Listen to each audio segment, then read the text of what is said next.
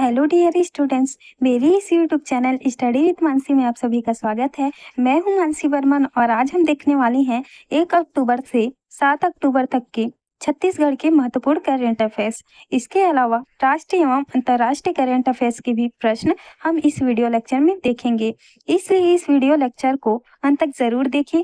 तो चलिए शुरू करते हैं आज की ये वीडियो।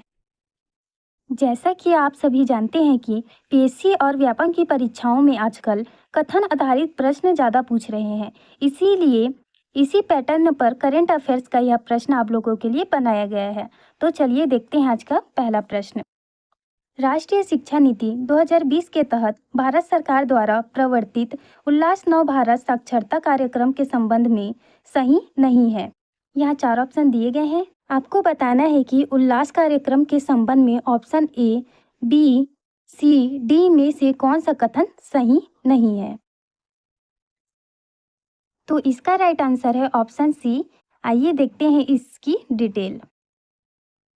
देखते हैं उल्लास नव भारत साक्षरता अभियान। इसके तहत प्रौढ़ शिक्षा एवं जीवन पर्यंत शिक्षा प्रमुखता से शामिल किया गया है। कार्यक्रम के तहत 15 वर्ष से अधिक उम्र के असाक्षरों को शामिल किए जाने का लक्ष्य है। इस कार्यक्रम में स्वयंसेवी को किसी मानदेय का प्रावधान नहीं किया गया है। कॉलेज के छात्र छात्राएं इस स्वयंसेवी शिक्षक बन सकते हैं। देखते हैं अगला प्रश्न। उसी पैटर्न पर आज के करंट अफेयर्स का यह दूसरा प्रश्न है। तो देखते हैं प्रश्न। प्रधानमंत्री जनजातीय उन्नत ग्राम अभियान के संबंध में कौन सा कथन सही नहीं है। आपको बताना है कि इस अभियान के संबंध में option A, B, C, D में से कौन सा कथन सही नहीं है। देखते हैं इसका आंसर। तो इसका राइट आंसर है ऑप्शन सी। आइए इसके बारे में पूरी जानकारी प्राप्त कर लेते हैं। प्रधानमंत्री जनजातीय उन्नत ग्राम अभियान, इसकी घोषणा बजट 2024-25 के दौरान की गई थी। इसके क्रियान्वयन हेतु 69,165 करोड़ रुपए की घोषणा की गई है। इसके अंतर्गत 63,000 से अधिक ग्रामों को शामिल किया गया है। इसके अंतर्गत छत्तीसगढ़ के 6,691 ग्रामों को शामिल किया गया है। तो अगला प्रश्न। आकांक्षी जिलों के संबंध में कौन सा कथन सही नहीं है। आकांक्षी जिलों से संबंधित गलत कथन आपको बताना है। देखते हैं इसका आंसर। इसका राइट आंसर है ऑप्शन बी। इसे डिटेल से जान लेते हैं। आकांक्षी जिला कार्यक्रम वर्ष 2018 में देश के 112 जिलों को आकांक्षी जिला घोषित किया गया। जनवरी 2018 में छत्तीसगढ़ में 10 आकांक्षी जिले थे। राजनांदगांव जिले के विभाजन के बाद केसीजी और एमएमए को भी स्वयंतः आकांक्षी जिला का दर्जा मिल गया। छत्तीसगढ़ के आकांक्षी जिले जान लेते हैं। Sukma, Bijapur, Dantewada, Bastar, Kondagaon, Narayanpur, Kanker, Rajnandgaon, MMA, KCG, Korba, Mahasamund. यह आपको याद रखने हैं। तो देखते हैं अगला प्रश्न। आने वाली सभी परीक्षाओं के लिए ये प्रश्न काफी महत्वपूर्ण होने वाले हैं। प्रश्न में कहा गया है कि वर्ष 2024 के all India forest sports meet अखिल भारतीय वन खेलकूद प्रतियोगिता के संबंध में कौन सा कथन सही है। आशा है कि करंट अफेयर्स की ये वीडियो बनाने में मेरे द्वारा किया गया प्रयास आप सभी को पसंद आ रहा होगा। कृपया लाइक और सब्सक्राइब का बटन दबा दें ताकि इस तरह के और भी वीडियो बनाने के लिए मुझे मोटिवेशन मिल सके। यदि वीडियो में कोई सुधार चाहते हैं तो कमेंट बॉक्स में ज़रूर बताएं। तो चलिए देखते हैं इसका उत्तर। इसका राइट आंसर है ऑप्शन डी। इसका आयोजन 16 से 20 अक्टूबर तक किया जाएगा। आपको सही कथन बताना था। ऑप्शन डी में दिया गया कथन सही है, जबकि ऑप्शन ए, बी, सी में दिए गए तीनों कथन गलत है। तो चलिए इसके बारे में डिटेल जान लेते हैं। देखते हैं अखिल भारतीय वन खेलकूद प्रतियोगिता 2024। जैसा कि हम जानते हैं इस प्रतियोगिता का आयोजन रायपुर में किया जाएगा और आयोजन छत्तीसगढ़ वन विभाग द्वारा किया जाएगा। यह प्रतियोगिता छत्तीसगढ़ में तीसरी बार होगा। इसका आयोजन 16 से 20 अक्टूबर तक किया जाएगा। अगला प्रश्न देखते हैं। वर्ष 2024 में किस क्रम के राज्य स्तरीय शालेय क्रीड़ा प्रतियोगिता का आयोजन छत्तीसगढ़ के विभिन्न जिलों में किया गया। तो देखते हैं ऑप्शन ए 6वें क्रम का, ऑप्शन बी 12वें क्रम का, ऑप्शन सी 18वें क्रम का, ऑप्शन डी 24वें क्रम का। तो देखते हैं इसका आंसर। इसका राइट आंसर है ऑप्शन डी 24वें क्रम का। वर्ष 2024 में 24वें क्रम का राज्य स्तरीय सलीय क्रीड़ा प्रतियोगिता का आयोजन छत्तीसगढ़ के विभिन्न जिलों में किया गया। छत्तीसगढ़ के 52,000 से अधिक आंगनबाड़ी केंद्रों में कब से कब तक राष्ट्रीय पोषण माह 2024 का आयोजन किया गया। जैसा कि आप इस इमेज में देख सकते हैं, वर्ष 2024 के पोषण माह का थीम था आओ मिलकर बनाएं सुपोषित भारत। यहाँ आपको पूछा गया है कि राष्ट्रीय पोषण माह का आयोजन कब से कब तक किया गया है, तो इसका आंसर आपको बताना है। इसका राइट आंसर है ऑप्शन सी 1 सितंबर से 30 सितंबर। पूरे देश में 1 सितंबर से 30 सितंबर तक पोषण माह के विभिन्न कार्यक्रमों का आयोजन किया गया और आपको यह याद रखना है कि छत्तीसगढ़ के 52,000 से अधिक आंगनबाड़ी केंद्रों में यह राष्ट्रीय पोषण माह 2024 का आयोजन किया गया था। अगला प्रश्न देखते हैं। छत्तीसगढ़ में नाचा के जनक किन्हें कहा जाता है, जिनकी पुण्यतिथि 24 सितंबर 2024 को मनाई गई। यहाँ 4 ऑप्शन दिए गए हैं। इस फोटो में आप जिन्हें देख रहे हैं उन्हें ही नाचा का जनक कहा गया है। आपको इन्हीं का नाम बताना है। इसका राइट आंसर है ऑप्शन सी दाऊ दुलार सिंह मंदराजी। इसे डिटेल से और जान लेते हैं।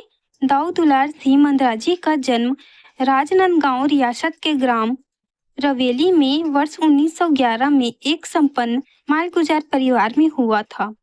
मंदराजी ने सन 1928-29 में कुछ लोक कलाकारों को एकत्रित कर अपने गांव में रवेली नाचा पार्टी की स्थापना की। आशा है आपको करेंट अफेयर्स की ये वीडियो अच्छी लग रही होगी।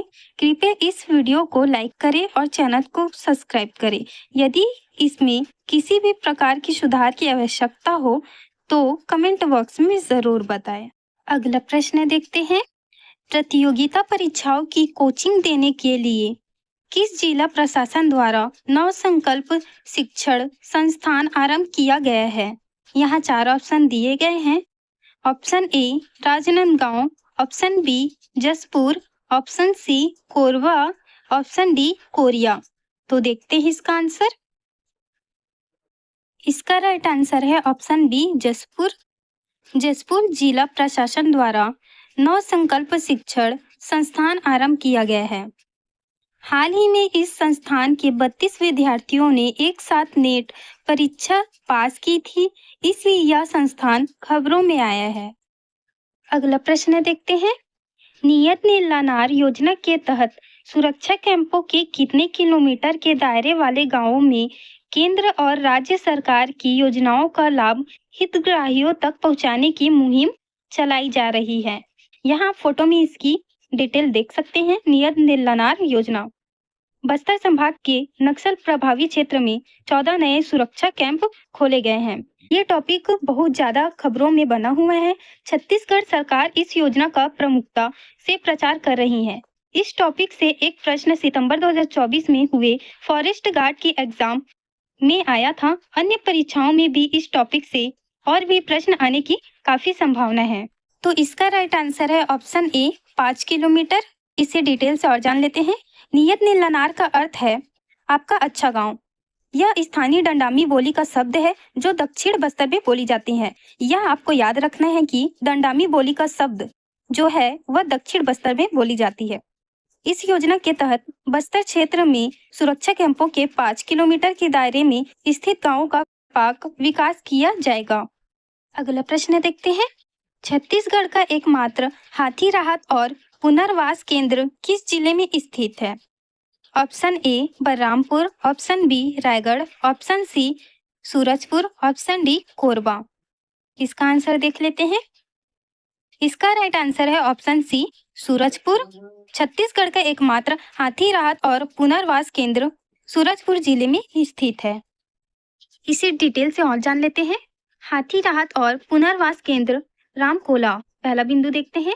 तमोर पिंगला अभ्यारण्य के पास स्थित घुई वन रेंज के रामकोला जिला सूरजपुर में छत्तीसगढ़ का एकमात्र हाथी राहत और पुनर्वास केंद्र स्थित है।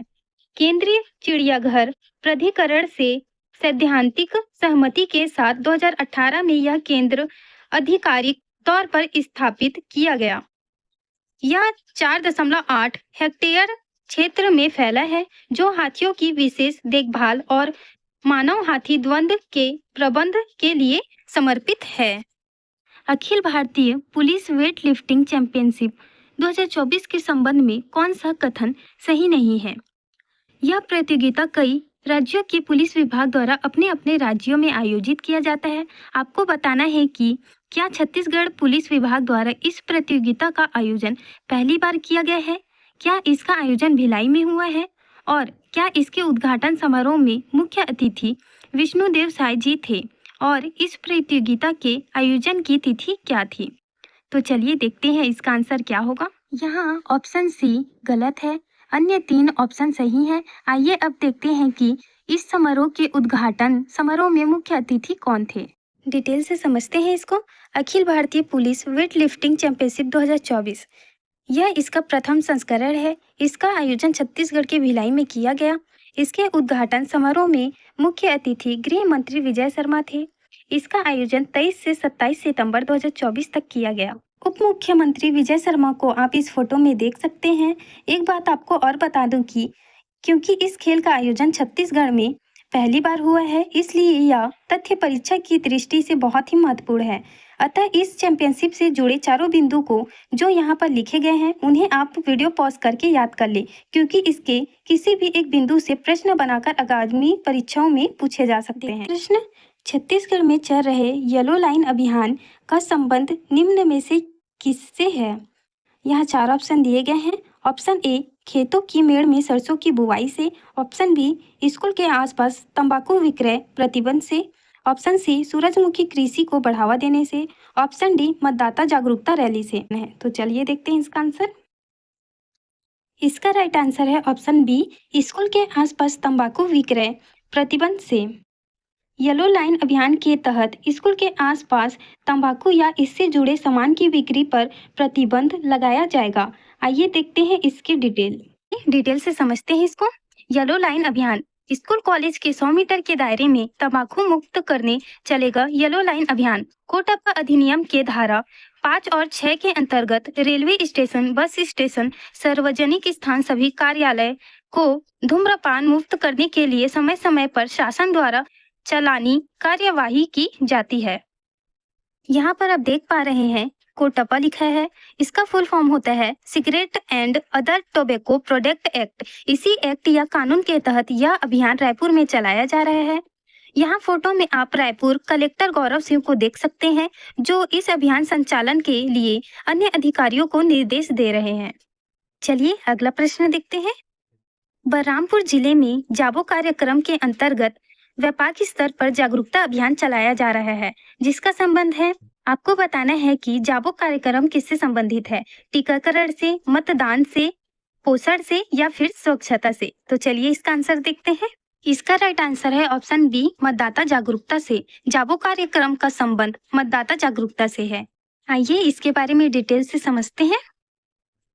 जाबो कार्यक्रम बलरामपुर नगरीय निकाय एवं पंचायत आम चुनाव को स्वतंत्र और निष्पक्ष तरीके से संपन्न कराने के लिए बलरामपुर जिले में कलेक्टर श्री रिमिजियूस एक्का के मार्गदर्शन में जाबो कार्यक्रम अंतर्गत व्यापक स्तर पर जागरूकता अभियान चलाया जा रहा है। चलिए अगला प्रश्न देखते हैं। सितंबर 2024 में आयोजित मनो बस्तर परियोजना के संबंध में कौन सा कथन सत्य नहीं है? वीडियो पॉज करके विकल्पों को पढ़िए और सही उत्तर चुनने की कोशिश कीजिए। आशा है कि आपने सही उत्तर चुनने की कोशिश की होगी। तो चलिए देखते हैं इसका उत्तर। इसका राइट आंसर है ऑप्शन सी। यहाँ पर ऑप्शन सी में दिया गया कथन गलत है। तो चलिए देखते हैं कि इस परियोजना का संचालन बस्तर जिला प्रशासन द्वारा किसके सहयोग में किया जा रहा है। चलिए इसे डिटेल से समझते हैं। मनो बस्तर परियोजना, इसका आयोजन केवल बच्चों के मानसिक स्वास्थ्य की बेहतरी के लिए किया जा रहा है। यह आयोजन केवल बस्तर जिले के आश्रम छात्रावासों में रहने वाले बच्चों के लिए है। इसका संचालन आदिम जाति विभाग के सहयोग से जिला प्रशासन के द्वारा किया जा रहा है। इस आयोजन में यूनिसेफ का भी सहयोग है। आगे देखते हैं। योग और पर्यावरण के क्षेत्र में सबसे कम उम्र के पीएचडी धारक के रूप में छत्तीसगढ़ से किसका नाम golden book of world record में दर्ज हुआ है? ये फोटो में जो आप लड़के को मुख्यमंत्री विष्णुदेव साय के साथ देख रहे हैं, वही योग में पीएचडी उपाधि प्राप्त करने वाला छत्तीसगढ़ का सबसे कम उम्र का पीएचडी धारक बना है। आपको इसी का नाम बताना है। चलिए देखते हैं कि इसका नाम क्या है। इसका राइट आंसर है ऑप्शन सी, आदित्य राजे। विकल्प में अन्य नामों को भी एक बार देख लेते हैं। अभिषेक कुंजाम, राहुल गुप्ता, रीवा बिन्नी, क्या आप इनको जानते हैं? आइए इन तीनों के बारे में भी जान लेते हैं। चलिए इन लोगों के बारे में भी जानकारी प्राप्त करते हैं। छत्तीसगढ़ के चर्चित व्यक्तित्व, पहला है राहुल गुप्ता, छत्तीसगढ़ के पर्वतारोही, अंबिकापुर निवासी, अगस्त 2024 में ऑस्ट्रेलिया की सबसे ऊंची चोटी माउंट कोजियस्को में भारत का तिरंगा फहराया। अभिषेक कुंजाम, कांकेर निवासी, इंग्लैंड की यूथ डेवलपमेंट फुटबॉल लीग में खेलने वाले छत्तीसगढ़ के पहले फुटबॉलर खिलाड़ी। रीवा बिन्नी के बारे में जानते हैं। छत्तीसगढ़ निवासी, अगस्त 2024 में न्यूजीलैंड में आयोजित कॉमनवेल्थ जूनियर फिशिंग चैंपियनशिप में सिल्वर मेडल जीता। आदित्य राजे, छत्तीसगढ़ से सबसे कम उम्र के व्यक्ति जिन्होंने योग में पीएचडी की उपाधि प्राप्त की। चलिए देखते हैं अगला प्रश्न। राष्ट्रीय शिक्षा नीति 2020 के तहत भारत सरकार द्वारा प्रवर्तित उल्लास नव भारत साक्षरता कार्यक्रम के संबंध में सही नहीं है। वीडियो पॉज करके विकल्पों को पढ़िए और सही उत्तर चुनने की कोशिश कीजिए। आशा है कि आपने सही उत्तर चुनने की कोशिश की होगी। तो चलिए इसका उत्तर देखते हैं। इस प्रश्न का ऑप्शन सी गलत है और बाकी तीनों ऑप्शन एकदम सही हैं। तो अगले स्लाइड में इसकी डिटेल भी देख लेते हैं। उल्लास कार्यक्रम, इस कार्यक्रम के तहत छत्तीसगढ़ में वर्ष 2030 तक 100% साक्षरता के लक्ष्य को प्राप्त कर लिया जाएगा। इस कार्यक्रम के तहत छत्तीसगढ़ में वर्ष 2024 में करीब 10 लाख असाक्षरों को साक्षर किए जाने का लक्ष्य रखा गया है। इस कार्यक्रम के तहत छत्तीसगढ़ में प्रत्येक उल्लास केंद्र के लिए अलग से भवन निर्माण नहीं किया जाएगा, अपितु पंचायत भवनों और अन्य शासकीय सामुदायिक भवनों में ही इस कार्यक्रम को संचालित किया जाएगा। छत्तीसगढ़ राज्य साक्षरता मिशन प्राधिकरण के अध्यक्ष मुख्यमंत्री श्री विष्णुदेव साय हैं। चलिए देखते हैं अगला प्रश्न। नो योर आर्मी नामक प्रदर्शनी का आयोजन कब रायपुर के साइंस कॉलेज मैदान में होगा? आंसर देखने से पहले इसकी थोड़ी डिटेल भी जान लेते हैं कि इस प्रदर्शनी में कौन कौन से प्रदर्शन होंगे। तो चलिए इसका उत्तर भी देख लेते हैं। रायपुर के साइंस कॉलेज मैदान में सैन्य प्रदर्शनी का आयोजन किया जाएगा। इस प्रदर्शनी में युद्ध ट्रैक T-90 सहित कई आधुनिक और उन्नत सैन्य उपकरणों का प्रदर्शन होगा। इसके अलावा पैरा जंपिंग, खुखरी डांस और घुड़सवारी जैसे प्रदर्शन भी होंगे। चलिए इसका आंसर देख लेते हैं कि ये कब होंगे। इसका राइट आंसर है ऑप्शन बी, 5 एवं 6 अक्टूबर। चलिए आगे बढ़ते हैं अगले प्रश्न में। छत्तीसगढ़ के संदर्भ में पीएम श्री योजना के संबंध में विचार करें। पहला, छत्तीसगढ़ राज्य में पीएम श्री योजना का शुभारंभ 19 फरवरी 2024 को केंद्रीय शिक्षा मंत्री श्री धर्मेंद्र प्रधान ने किया। राष्ट्रीय शिक्षा नीति 2020 के अनुरूप पीएम श्री योजना के अंतर्गत शालाओं को मॉडल स्कूल के रूप में विकसित करने का लक्ष्य है। आपको बताना है कि क्या केवल पहला कथन सही है या केवल दूसरा, या फिर दोनों कथन सही हैं या दोनों ही कथन गलत हैं। आशा है कि आप सभी ने इसका उत्तर चुन लिया होगा। तो देखते हैं इसका आंसर। इसका राइट आंसर है ऑप्शन सी, 1 और 2 दोनों। देखते हैं इसे डिटेल से। छत्तीसगढ़ में पीएम श्री योजना भारत सरकार द्वारा पीएम श्री योजना के प्रथम चरण में छत्तीसगढ़ के 211 शालाएं स्वीकृत की गई थीं, जबकि द्वितीय चरण में 0, तृतीय चरण में 52 और चौथे चरण में 78 शालाएं स्वीकृत की गई। इस तरह 30 सितंबर 2024 तक छत्तीसगढ़ के कुल 342 सरकारी स्कूलों को पीएम श्री योजना में शामिल कर लिया गया। छत्तीसगढ़ राज्य में पीएम श्री योजना का शुभारंभ 19 फरवरी 2024 को केंद्रीय शिक्षा मंत्री श्री धर्मेंद्र प्रधान ने किया था। पीएम श्री के तहत प्रति स्कूल 2 करोड़ रुपए व्यय का आदर्श स्कूल के रूप में विकसित करने की योजना है।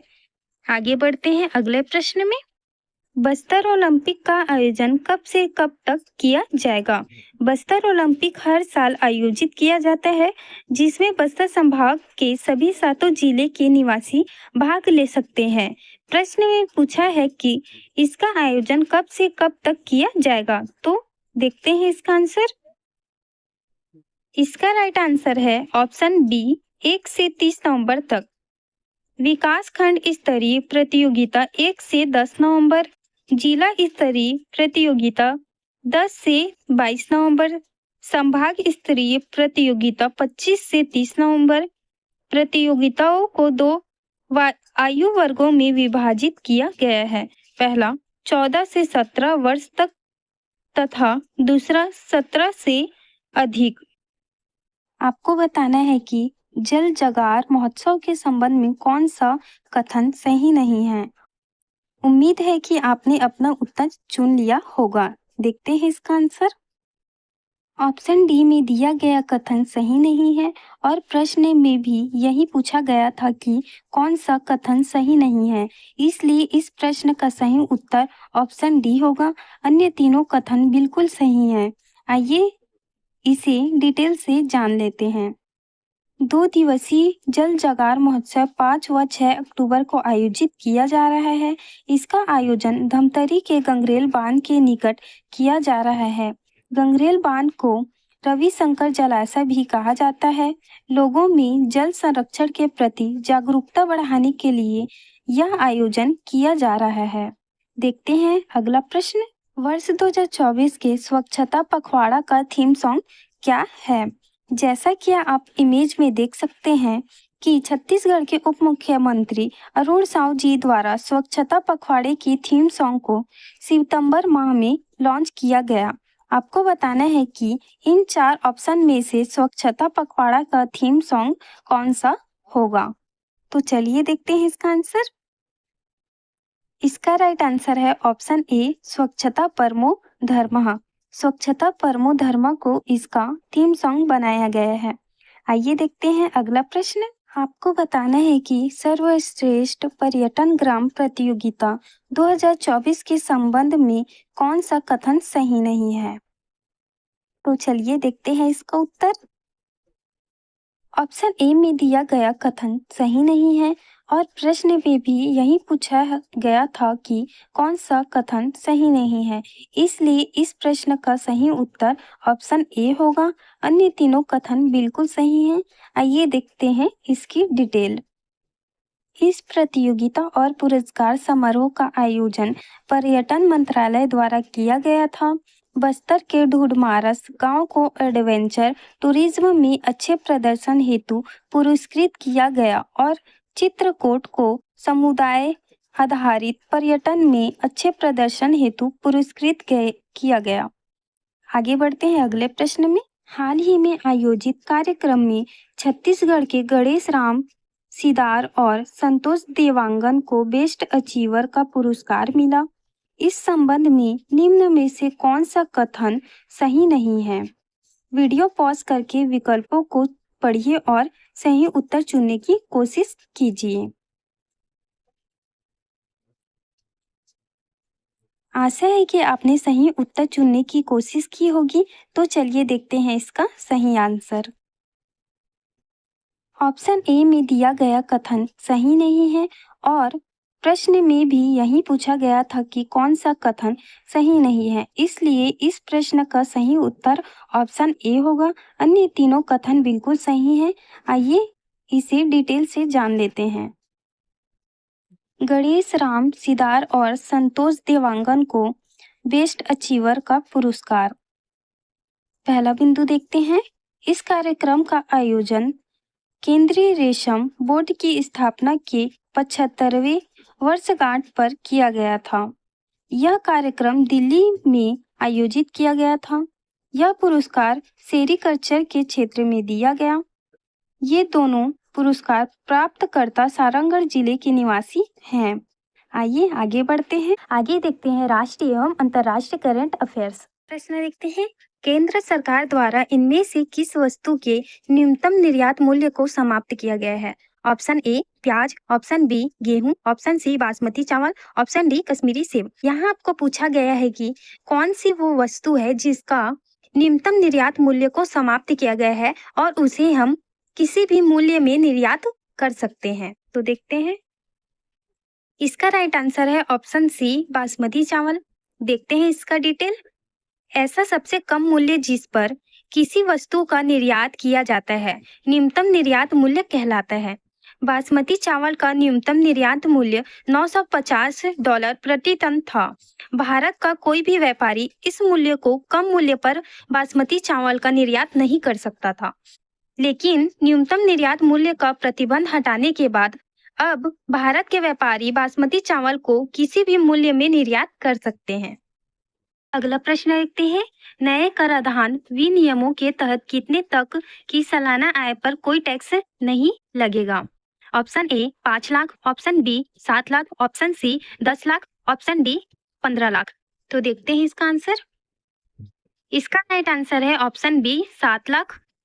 यदि कोई व्यक्ति एक साल में 7 लाख या इससे कम की आय प्राप्त करता है तो उसका आयकर शून्य होगा। यहाँ टेबल में आपको लेटेस्ट टैक्स रिजिम दिखाया गया है जिसमें केवल 3 लाख तक की आय पर शून्य आयकर दिख रहा है, लेकिन इसमें यह भी प्रावधान किया गया है कि अगर सालाना आय 7 लाख रुपए है तो जो भी आयकर लगेगा वो सब रिबेट हो जाएगा, अर्थात आयकर नहीं चुकाना पड़ेगा। अगला प्रश्न देखते हैं। वर्ष 2024 का दादा साहब फाल्के पुरस्कार किन्हें दिया जाएगा?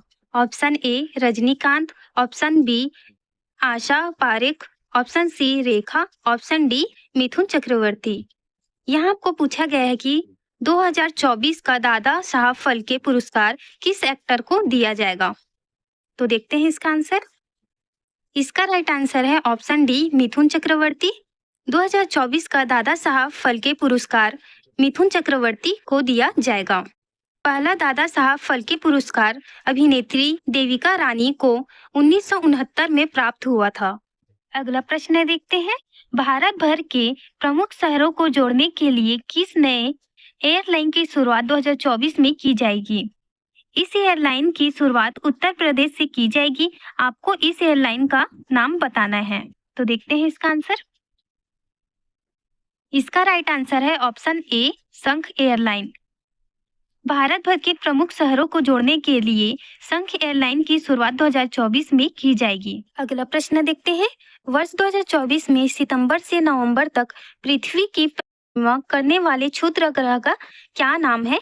यहाँ 4 ऑप्शन दिए गए हैं, ए बी सी डी। या 4 में से इसका आंसर क्या होगा आपको बताना है। तो देखते हैं इसका आंसर। इसका राइट आंसर है ऑप्शन बी 2024 PT5। जिस तरह चांद पृथ्वी की परिक्रमा करता है उसी तरह यह क्षुद्र ग्रह भी 2 महीने तक पृथ्वी की परिक्रमा करेगा, इसलिए लोग इसे पृथ्वी का दूसरा चांद कह रहे हैं। अगला प्रश्न देखते हैं।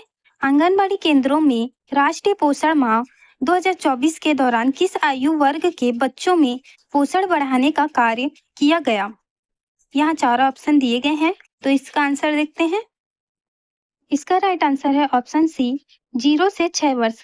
जैसे कि हम जानते हैं कि 0 से 6 वर्ष के जो बच्चे होते हैं उनके अच्छे स्वास्थ्य के लिए उनके खाने पीने पर हमें अधिक ध्यान देना होता है। इसी बात को ध्यान पे रखते हुए आंगनबाड़ी केंद्रों में राष्ट्रीय पोषण माह 2024 के दौरान 0 से 6 वर्ष की आयु वर्ग के बच्चों में पोषण बढ़ाने का कार्य किया गया है।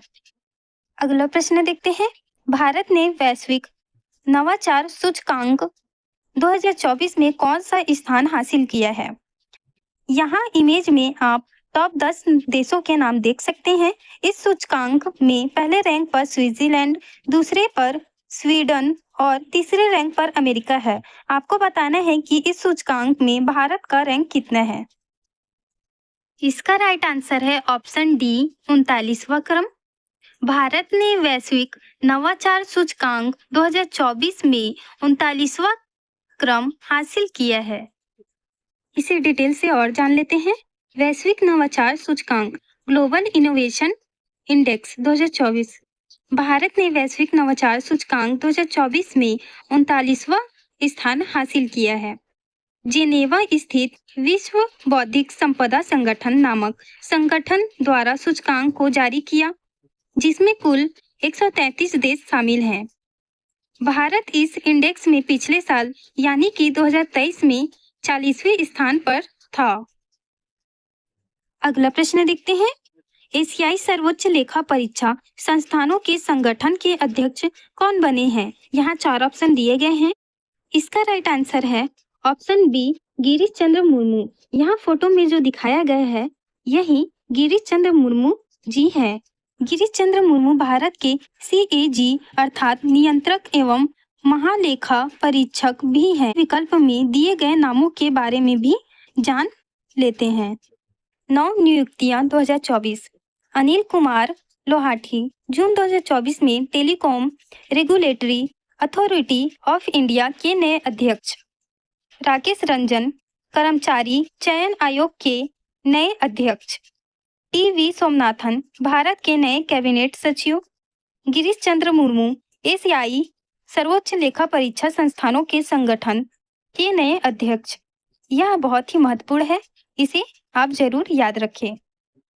सितंबर 2024 में खबरों में रहे तशंग यांग ग्यात्सो पीक के संबंध में निम्न कथनों पर विचार करें। पहला, 14वें दलाई लामा के सम्मान में इस पर्वत चोटी का नाम तशंग यांग ग्यात्सो पीक रखा है। दूसरा, यह पर्वत चोटी गौरी चेन रेंज में अवस्थित है। तीसरा, यह पर्वत चोटी अरुणाचल प्रदेश में है। उपरोक्त में से कौन सा कथन सही है? आपको बताना है कि क्या केवल कथन 1 और 2 सही है, या कथन 1 और 3 सही है, या केवल दूसरा और तीसरा कथन सही है, या फिर तीनों कथन सही हैं। तो चलिए देखते हैं इसका आंसर। इसका राइट आंसर है ऑप्शन डी, उपरोक्त सभी। चलिए इसे डिटेल से समझते हैं। तशंग यांग ग्यात्सो चोटी राष्ट्रीय पर्वतारोही और साहसिक खेल संस्थान के 15 सदस्यों के दल ने 15 दिनों में लंबे ट्रैक के बाद हिमालय के गौरी चेन पर्वत श्रृंखला में 20,942 फीट ऊंचे एक अज्ञात शिखर पर सफलतापूर्वक चढ़ाई की। इस अनछुए और बेनाम चोटी का नाम 14वें दलाई लामा के सम्मान में तशंग यांग ग्यात्सो पीक रखा है। यह पर्वत अरुणाचल प्रदेश के तवांग जिले के पश्चिमी कामेंग क्षेत्र में स्थित है। चलिए आगे हमारा अगला प्रश्न देखते हैं। सितंबर 2024 में किस प्रसिद्ध बॉलीवुड निर्माता को भारतीय फिल्म उद्योग में उनके महत्वपूर्ण योगदान के लिए ब्रिटेन की संसद में प्रतिष्ठित ग्लोबल प्रेस्टीज अवार्ड से सम्मानित किया गया? तो देखते हैं इसका आंसर। इसका आंसर है ऑप्शन ए, विनोद बच्चन। इस इमेज में कंधे में लाल कपड़ा डाले हुए व्यक्ति को आप देख सकते हैं। यही विनोद बच्चन है, जिन्हें ब्रिटेन की संसद के उच्च सदन हाउस ऑफ लॉर्ड्स में ग्लोबल प्रेस्टीज अवार्ड दिया गया। देखते हैं हमारा अगला प्रश्न। टाटा स्टील ने भारत की सबसे बड़ी ब्लास्ट फर्नेस को कहां सफलतापूर्वक आरंभ कर दिया है? तो देखते हैं इसका आंसर। इसका राइट आंसर है ऑप्शन सी, कलिंगनगर, उड़ीसा। जिस भट्टी में लोहे या अन्य किसी धातु को पिघलाया जाता है उसे ब्लास्ट फर्नेस कहते हैं। देखते हैं आज का अंतिम प्रश्न। निम्न में से गलत कथन का चयन करें। सितंबर 2024 में विश्व के बड़े वित्तीय संस्थानों ने रिपोर्ट जारी की है और इस रिपोर्ट में इन संस्थानों द्वारा यह अनुमान लगाया गया है कि वित्तीय वर्ष 2024-25 में भारत की GDP में कितनी वृद्धि होगी। कई बार कृषि और व्यापम की परीक्षा में पूछा जाता है कि आईएमएफ ने भारत की जीडीपी वृद्धि का अनुमान कितना लगाया है, या फिर वर्ल्ड बैंक ने भारत की जीडीपी वृद्धि का अनुमान कितना लगाया है। इसलिए इस प्रश्न को वीडियो में शामिल किया गया है, तो वीडियो पॉज करके इस प्रश्न का उत्तर चुनने की कोशिश करें। ऑप्शन डी में दिया गया कथन गलत है, इसलिए इस प्रश्न का उत्तर ऑप्शन डी होगा। आइए इसको डिटेल से देखते हैं। आइए इसको डिटेल से समझते हैं। विभिन्न वित्त संगठनों द्वारा भारत की जीडीपी का पूर्वानुमान। सितंबर 2024 में 4 प्रमुख वित्त संस्थानों ने अपने रिपोर्ट में वित्त वर्ष 2024-25 के लिए भारत की जीडीपी में वृद्धि का अनुमान लगाया है। आइए देखते हैं पहला बिंदु। एशियाई विकास बैंक द्वारा भारत की जीडीपी में 7% वृद्धि का अनुमान लगाया।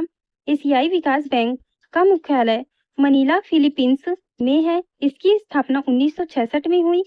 इसके अध्यक्ष मसत सुंगू अशाकावा हैं। अगला बिंदु देखते हैं। अंतर्राष्ट्रीय मुद्रा कोष द्वारा भारत की जीडीपी में 7% वृद्धि का अनुमान लगाया। अंतर्राष्ट्रीय मुद्रा कोष का मुख्यालय वॉशिंगटन डीसी अमेरिका में है। इसकी स्थापना 1944 में हुई। यहाँ के अध्यक्ष क्रिस्टालिना जॉर्जीवा हैं। विश्व बैंक द्वारा भारत की जीडीपी में 7% की वृद्धि का अनुमान। विश्व बैंक का मुख्यालय वॉशिंगटन डीसी अमेरिका में है। इसकी भी स्थापना 1944 में हुई। यहाँ के अध्यक्ष अजय बंगा हैं। मूडीज एनालिटिक्स द्वारा भारत की जीडीपी में 7.1% वृद्धि का अनुमान। स्वच्छ भारत मिशन ग्रामीण अंतर्गत स्वच्छता अभियान के संबंध में विचार कीजिए। पहला, वर्ष 2024 में उपरोक्त अभियान का थीम वाक्य स्वभाव, स्वच्छता, संस्कार, स्वच्छता है। दूसरा, उपरोक्त अभियान 17 सितंबर से 2 अक्टूबर 2024 तक मनाया जा रहा है। आपको बताना है कि क्या केवल पहला कथन सही है या केवल दूसरा, या फिर दोनों कथन सही है या दोनों ही कथन गलत है। आशा है कि आप सभी ने इसका उत्तर चुन लिया होगा। तो चलिए देखते हैं इसका उत्तर। इसका राइट आंसर है ऑप्शन सी, 1 व 2 दोनों। 2024 में आयोजित स्वच्छता अभियान का थीम वाक्य स्वभाव, स्वच्छता, संस्कार, स्वच्छता था। इस वर्ष का अभियान 17 सितंबर से 2 अक्टूबर तक आयोजित किया गया। करेंट अफेयर्स का अगला प्रश्न देखते हैं। भारतीय डाक विभाग ने किस ई कॉमर्स प्लेटफॉर्म के साथ लॉजिस्टिक समझौता किया है? आइए देखते हैं इसका आंसर। इसका राइट आंसर है ऑप्शन ए, अमेज़न। इस साझेदारी के बाद अमेज़न के द्वारा भारत भर में पार्सल डिलीवरी के लिए डाक विभाग के व्यापक नेटवर्क का उपयोग कर पाएगा। आइए देखते हैं अगला प्रश्न। किन 2 देशों ने यूरोप के अल्पाइन पर्वत श्रृंखला में स्थित अपनी सीमाओं का पुनर्निर्धारण किया है? आइए देखते हैं इसका आंसर। इसका राइट आंसर है ऑप्शन सी, स्विट्जरलैंड एवं इटली। स्विट्जरलैंड और इटली के बीच अल्पाइन पर्वत श्रृंखला स्थित है। इस अल्पाइन पर्वत श्रृंखला के ग्लेशियरों के पिघल जाने और नदियों के द्वारा अपने बहाव का रास्ता बदल लेने के कारण स्विट्जरलैंड और इटली के द्वारा अपनी सीमाओं का पुनर्निर्धारण किया जा रहा है। प्रधानमंत्री नरेंद्र मोदी द्वारा किस राज्य में गेल का पहला संपीड़ित बायोगैस यंत्र प्लांट का उद्घाटन किया? इस संयंत्र द्वारा कूड़े और कचरे से बायोगैस बनाया जाता है। देखते हैं इसे कहाँ स्थापित किया गया है। इसका राइट आंसर है ऑप्शन बी, रांची, झारखंड। इसे रांची में स्थापित किया गया है जो झारखंड में है। इसकी डिटेल भी जान लेते हैं। संपीड़ित बायोगैस संयंत्र के द्वारा जैविक कचरे से स्वच्छ और नवीकरणीय ऊर्जा का उत्पादन किया जाता है। इस संयंत्र में बायोडिग्रेडेबल कचरे जैसे कि भोजन और कृषि अपशिष्ट, पशु मल और सीवेज के अपशिष्ट को एनारोबिक प्रक्रिया द्वारा बायोगैस बनाया जाता है। आगे बढ़ते हैं अगले प्रश्न में। देश का पहला हवाई ट्रेन किस शहर के एयरपोर्ट में शुरू किया जाएगा? Option A, Delhi. Option B, Mumbai. Option C, Calcutta. Option D, Chennai. तो चलिए देखते हैं इसका आंसर। इसका राइट आंसर है ऑप्शन ए दिल्ली। डिटेल से जानते हैं। दिल्ली का इंदिरा गांधी अंतर्राष्ट्रीय हवाई अड्डा 2027 में भारत की पहली हवाई ट्रेन प्रणाली शुरू करने की योजना है। इस प्रणाली का उद्देश्य हवाई अड्डे के टर्मिनलों, पार्किंग स्थलों और लगेज सेक्शन के बीच सुगम यातायात प्रदान करना है। आइए आगे बढ़ते हैं अब अगले प्रश्न में। केंद्रीय मंत्रिमंडल ने 3 अक्टूबर 2024 को कितनी भाषाओं को शास्त्रीय भाषा का दर्जा देने की मंजूरी दी है?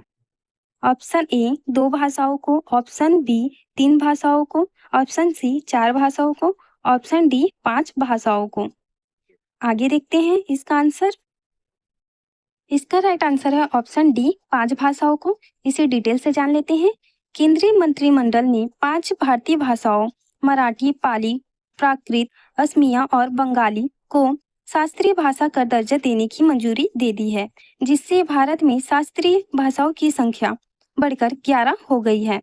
अन्य 6 शास्त्रीय भाषाओं में तमिल, तेलुगु, मलयालम, संस्कृत, कन्नड़ और उड़िया शामिल हैं। अगला प्रश्न देखते हैं। वर्ष 2024 का दादा साहब फाल्के पुरस्कार किन्हें दिया जाएगा?